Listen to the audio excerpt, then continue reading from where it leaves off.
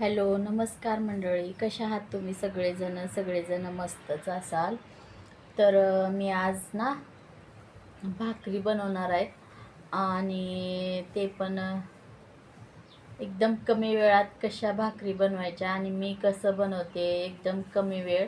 आणि जसं पिऊ झोपली, जसं पिऊ खेळायला लागली, तर मी तेवढ्याच वेळात पटकन भाकरी करून घेते.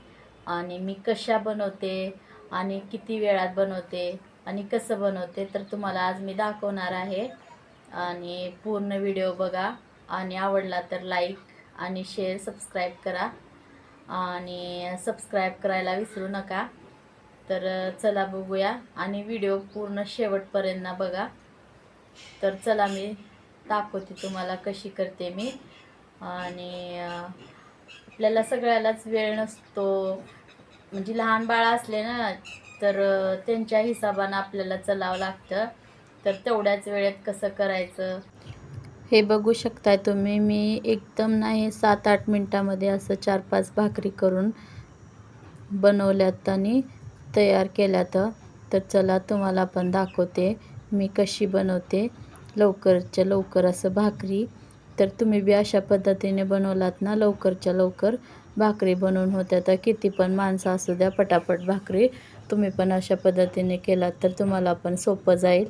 तर अगोदर ना असं पीठ आपण एका टोपल्यात घालून मळून घ्यायचं. तर ना तुम्ही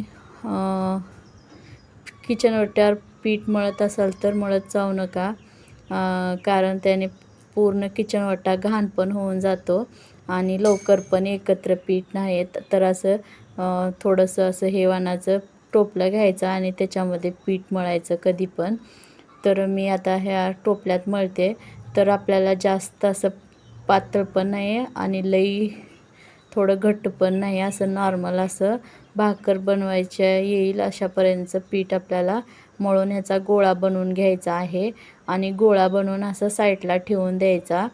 आणि त्याच्याच साईडला आपण जे भाकरीच्या खाली लावायला पीठ घेतो त्याच टोपल्यामध्ये आपल्याला एका साईडला पीठ काढून घ्यायचं अगोदरच.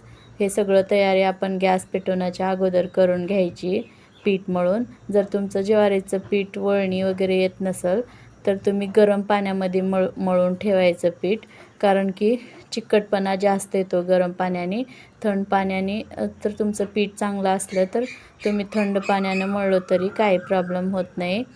तर कमी वेळात आणि लवकरात काय हे भाकरी बनवून तयार होतात. अशा पद्धतीने तुम्ही अगोदरच सगळी तयारी करून घेतली तर काय नंतर ना दारांबळ बी होत नाही आणि आपला गॅस पण जास्त जळत नाही. तर अशा पद्धतीने करायचा आणि थोडा थोडा जेवढं तुम्हाला पीठ पाहिजे तेवढा गोळा उचलायचा आणि त्याला चांगले व्यवस्थित एक बार मऊ असं मळून घेऊन ना मग त्याची भाकरी बनवायची. तर तुम्ही जशा पिठाच्या भाकरी बनवताय तेवढं तुम्ही पाणी लावू लावू त्याला पातळ करू शकता. तर इथं आता मी बघा भाकर बनवून तयार करते. आणि अशा केल्याने ना जास्त किचन ओटा पण खराब नाही होत. तर आपल्याला जेवढं भाकरीला खाली पीठ लावायचं आहे तेवढंच थोडंसं पीठ घालून घेऊन भाकर थापून घ्यायची मस्त असं. आणि भाकर पण काय आपली बनेपर्यंत ना इकडं तवा पण फुल गॅसवर ठेवून द्यायचा, कारण का जेव्हा आपण पटकन भाकरी बनवतो तेव्हा तवा पण आपला तापायला पाहिजे. तर फुल गॅसवर तवा ठेवून द्यायचा आणि इकडं भाकर थापेपर्यंत आपला गॅस पण तापतोय म्हणजे तवा पण काय चांगला गरम होऊन जातो. तर अशी भाकर टाकून घ्यायची तुम्ही जसं टाकताय तसं. तर मी एकाच हातानं सवय आहे मला, तर मी एकाच हातानं टाकणार. तर आपण काय आता ह्याला 1-2 मिनटं असंच जरा भाकरीला येऊ द्यायचं. मग नंतर पाणी लावून घ्यायचं. पाणी लावल्यावर पण उगी काय पाणी सगळं सुकते लवकरच, कारण की आपला तवा गरमच आहे. तर असं पाणी लावते वेळेस आपण जिथं डबा आहे तिथूनच असं ओंजळीत पाणी नाही उचलायचं. जिथं आपल्याला भाकरीला पाणी लावायचं आहे तिथंपर्यंत डबा घेऊन यायचा, कारण की गॅसवर भाकरीचे ते पाणी लावते वेळेस आपण थेंब जे पडतात ना ते पण पडत नाहीत. अशाने गॅस पण आपला पुसायची गरज नाही पडत आणि खराब पण नाही होत. आणि जसं आपण करतो ना तिथून पाणी घेतलं ना मग त्याच्यावर पाणी पडतं ते भाकरीचं, मग सगळं पांढरं पांढरं उठतं. मग अशानं नाही उठणार. तर काय अशा पद्धतीने भाकरी बनवल्यानं लवकर पण होत्यात आणि आपला गॅस पण कमी जळतो आणि किचन बट्टा पण घाण नाही होणार. तर तुम्ही एक वेळेस अशा पद्धतीनं करून बघा.